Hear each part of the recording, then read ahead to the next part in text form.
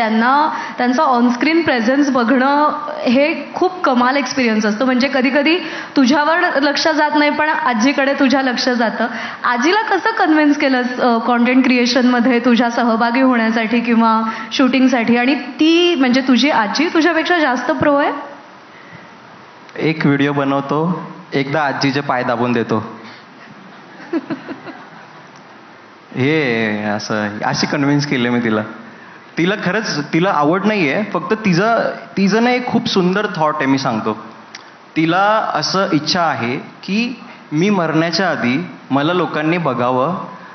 आणि ती नेहमी जेव्हा जेव्हा मी जातो तिथे तेव्हा तिचं एक असतं की माझा फोटो काढ. तिला तिचा प्रेझेन्स म्हणजे ती स्वतःवर खूप जास्त प्रेम करते.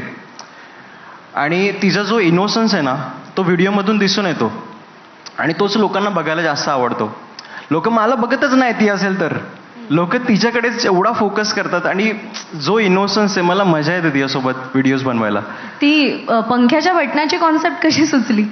मी जेव्हा जेव्हा झोपतो, आम्ही पहिले 1 BHK मध्ये राहत होतो, तर 1 BHK मध्ये एकच बेडरूम असल्याने मी 12ला उठायचो.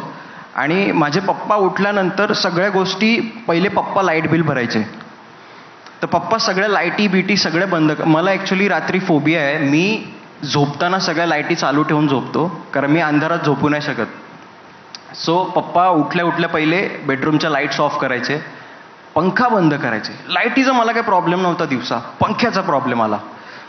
जसा पंखा बंद व्हायचा एक घामाघूम पूर्ण, कारण सूर्यकिरणं डायरेक्ट खिडकीतून यायचे आतमध्ये. आणि तोच थॉट होता. मला असं वाटलं की आजीने जर तो सिक्वेन्स प्ले केला की आजीला तर बटन पण दिसत नाही, तिला मोतीबिंदू होता पहिले, तिला कॅटरॅक्ट्स होतं, त्यामुळे मग तिला दिसायचं नाही पहिले. तर तो तिचा इनोसन्स आणि पप्पांच्या पंख्याचा सिच्युएशन ती मी मिक्स केली. ग्रेट.